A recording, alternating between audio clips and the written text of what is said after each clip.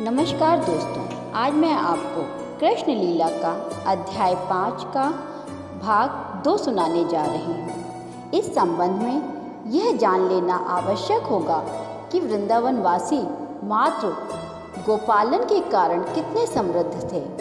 सारे ग्वाले वैश्य जाति के थे, जिनकी वृत्ति गोपालन तथा कृषि थी। उनकी वेशभूषा तथा आभूषणों एवं आचरण से ऐसा प्रतीत होता था कि वे एक छोटे गांव के वासी हैं, किंतु वे अत्यंत समृद्ध थे। उनके पास इतनी प्रचुर मात्रा में दूध तथा दूध से बनने वाले उत्पाद थे कि वे उन्हें बेरोक टोक एक दूसरे पर फेंक रहे थे। उनकी संपत्ति दुग्ध, दही, घी तथा अन्य दुग्ध उत्पादन थी और वे कृषि उत्पादों का व्यापार करने से विभिन्न प्रकार के रत्नाभूषणों एवं परिधानों से समृद्ध थे।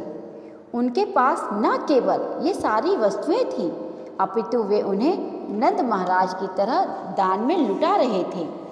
इस प्रकार कृष्ण के धर्मपिता नंद महाराज ने वहाँ पर एकत्रित सभी लोगों की इच्छाओं की पूर्ति करना प्रारंभ कर दिया।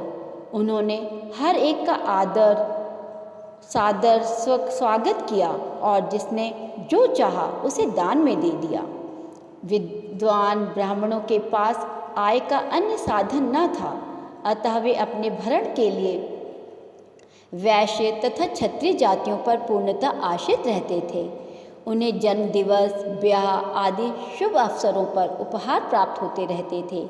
इस अवसर पर जब नंद महाराज भगवान विष्णु जी की पूजा कर रहे थे और लोगों की इच्छाएं पूरी करने के प्रयास में लगे थे, तब उनकी एकमात्र अभिलाषा यही थी कि नवजात शिशु श्री कृष्ण प्रसन्न रहें। नंद महाराज को इसका रंच मात्र भी ज्ञान न था कि यह बालक श्री विष्णु का मूल है। वे उसकी रक्षा के लिए भगवान विष्णु से प्रार्थना कर रहे थे। बलराम की माता रोहिणी देवी वासुदेव की अत्यंत भाग्यशालिनी पत्नी थी। यद्यपि वे अपने पति से दूर थीं, किंतु महाराज नंद के पुत्र श्री कृष्ण के जन्मोत्सव पर उन्हें बधाई देने के लिए उन्होंने भी सुंदर सुंदर वस्त्र धारण किए। वे माला, कंठार तथा अन्य आभूषण पहनकर उस स्थान में गई और इधर उधर टहलने लगी।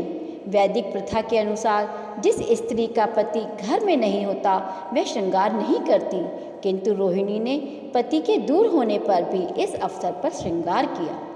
श्री कृष्ण जन्मोत्सव के वैभव से यह सुस्पष्ट है कि उस समय वृंदावन सभी प्रकार से संपन्न था।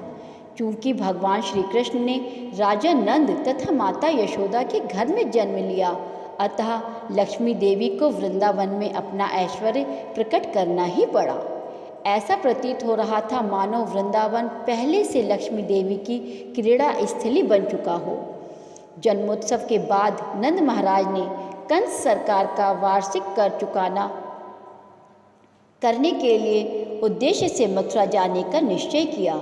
जाने से पूर्व उन्होंने गांव के सक्षम ग्वालों को बुलाया और उनकी अनुपस्थिति में वृंदावन की देखरेख करने का आदेश दिया।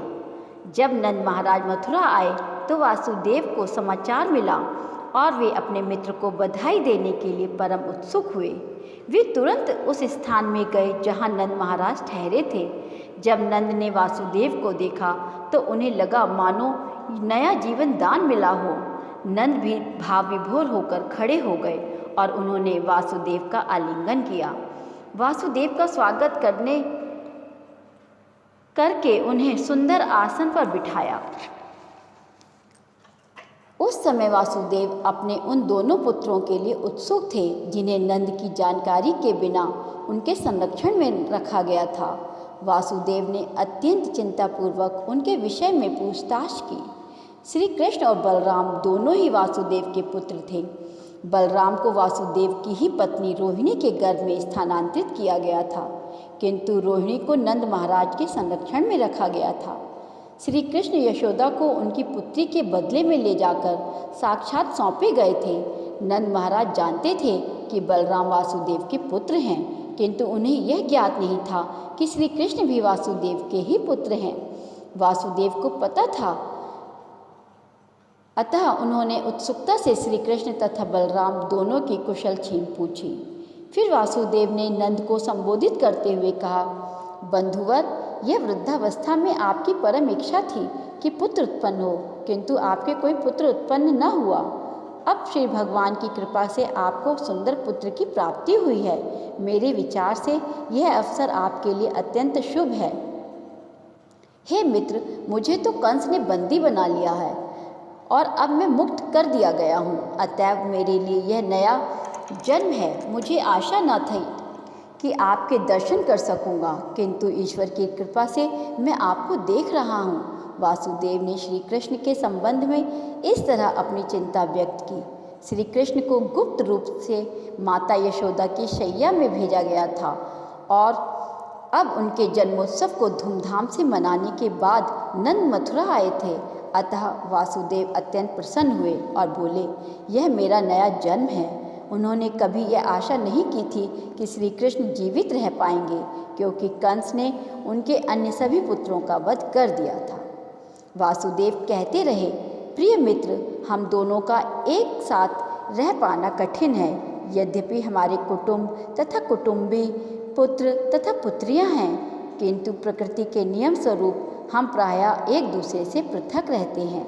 इसका कारण यह है कि प्रत्येक जीवात्मा विभिन्न सकाम कर्मों के फल स्वरूप इस पृथ्वी पर जन्म लेता है, और यद्यपि वे सब एक साथ एक स्थान पर एकत्र होते हैं, किंतु दीर्घकाल इनका इकट्ठे रहना निश्चित नहीं है।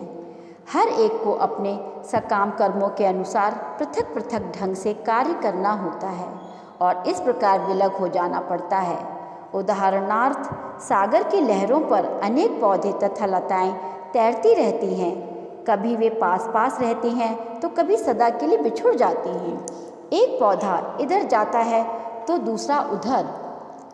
इसी प्रकार जब हम साथ साथ रहते हैं तो हमारी पारिवारिक संगति अत्यंत सुंदर लगती है, किंतु काल की तरंगों के फलस्वरूप कुछ समय बाद हम विलग हो जाते हैं। वासुदेव के ऐसा कहने का तात्पर्य यह है कि यद्यपि देवकी के गर्भ से उन्होंने 8 पुत्र प्राप्त हुए थे, किंतु दुर्भाग्यवश वे सभी जाते रहे। यहाँ तक कि वे अपने एक पुत्र श्री कृष्ण को भी अपने पास नहीं रख सके। वासुदेव को उसका वियोग अनुभव हो रहा था, किंतु वे असली बात अभिव्यक्त कर ना सके। उन्होंने कहा, कृपया मुझे वृंदावन का कुशल क्षेम बताएं। आपके पास इतने सारे पशु हैं, वे सभी प्रसन्न तो हैं, उन्हें पर्याप्त घास तथा पानी मिल तो रहा है। मुझे यह भी बताएं कि इस समय आप जहाँ रह रहे हैं वह स्थान उपद्रव से मुक्त तथा शांत तो है। वासुदेव ने श्री कृष्ण की कुशलता जानने के उद्देश्य से ही इतने सारे प्रश्न किए थे। उन्हें ज्ञात था कि कंस तथा उनके अनुयायी नाना प्रकार के असुरों को भेजकर श्री कृष्ण का वध करने का प्रयत्न कर रहे थे। वे सब पहले ही यह निर्णय ले चुके थे कि कृष्ण जन्म के बाद 10 दिनों के भीतर उत्पन्न सारे बालकों का वध कर लिया जाए। चूँकि वासुदेव श्री कृष्ण के विषय में अत्यधिक चिंतित थे, इसीलिए उन्होंने उनके निवास स्थान की सुरक्षा के विषय में पूछा। उन्होंने बलराम तथा उनकी माता रोहिणी का भी समाचार पूछा, जिन्हें नंद महाराज को सौंप दिया गया था। वासुदेव ने नंद महाराज को यह भी स्मरण दिलाया कि बलराम अपने असली पिता को नहीं जानता, वह आपको ही अपना पिता जानता है, और अब आपके पास दूसरा पुत्र श्री कृष्ण भी हो गया है। मेरे विचार से आप इन दोनों की ठीक से देखभाल कर रहे हैं। यह भी महत्वपूर्ण बात है कि वासुदेव ने नंद महाराज के गोधन की कुशल क्षेम पूछी। पशुओं की और विशेष रूप से गायों की रक्षा अपनी संतान की ही भांति की जाती थी। वासुदेव क्षत्रिय थे और नंद महाराज वैश्य थे। क्षत्रिय का धर्म है कि वे प्रजा की रक्षा करे और वैश्य का धर्म है कि वे गायों की सुरक्षा प्रदान करे। गाय उतनी ही महत्वपूर्ण है जितनी कि प्रजा। जिस प्रकार से प्रजा को सभी प्रकार की सुरक्षा प्रदान की जाती है, उसी तरह गायों की भी की जानी चाहिए। वासुदेव कहते हैं कि धर्म पालन, आर्थिक विकास तथा इंद्रियों के कार्य परिजनों, राष्ट्र तथा संपूर्ण मानवता के सहयोग पर निर्भर करते हैं। अतः यह प्रत्येक व्यक्ति का कर्तव्य है कि उसके नागरिक तथा गायों को कोई कष्ट न पहुँचे। उसे अपने बंधुओं तथा पशुओं की भांति तथा सुविधा का ध्यान रखना चाहिए। तभी धर्म, अर्थ तथा काम की प्राप्ति सरलता से हो सकती है। वासुदेव को दुख था कि वे देवकी से उत्पन्न अपने ही पुत्रों को संरक्षण प्रदान करने में असमर्थ रहे। उन्हें लग रहा था कि वे धर्म, अर्थ तथा काम सभी खो बैठे हैं। यह सुनकर नंद महाराज ने उत्तर दिया, हे प्रिय वासुदेव, मुझे पता है कि आप देवकी से उत्पन्न सारे पुत्रों के कंस द्वारा वध किए जाने के कारण अत्यंत संतृप्त हैं। यद्यपि अंतिम शिशु कन्या थी, किंतु कंस उसे मार नहीं पाया, वह स्वर्गलोक में चली गई है। हे मित्र, शोक ना करें, हम सभी अपने विगत अदृश्य कर्मों द्वारा नियंत्रित हैं। प्रत्येक व्यक्ति अपने पूर्व कर्मों के वश में है और जो कर्म तथा फल के दर्शन से परिचित है वही ज्ञानी मनुष्य है। ऐसा मनुष्य सुख या दुख से शोकाकुल नहीं होता। तब वासुदेव ने उत्तर दिया, प्रिय नंद, यदि आप सरकारी कर का भुगतान कर चुके हों तो शीघ्र ही अपने स्थान को लौट जाएं, क्योंकि मेरे विचार से गोकुल में उत्पात हो सकता है। नंद महाराज तथा वासुदेव में इस मैत्रीपूर्ण वार्ता के बाद वासुदेव अपने घर चले गए और कर चुकाने के बाद नंद महाराज तथा उनके साथ मथुरा आया ग्वाल वृंद भी लौट गया। इस प्रकार लीला पुरुषोत्तम भगवान श्री कृष्ण के अंतर्गत नंद तथा वासुदेव की भेंट नामक 5वें अध्याय के भक्ति वेदांत तात्पर्य पूर्ण हुआ। राधे राधे। जय श्री कृष्णा।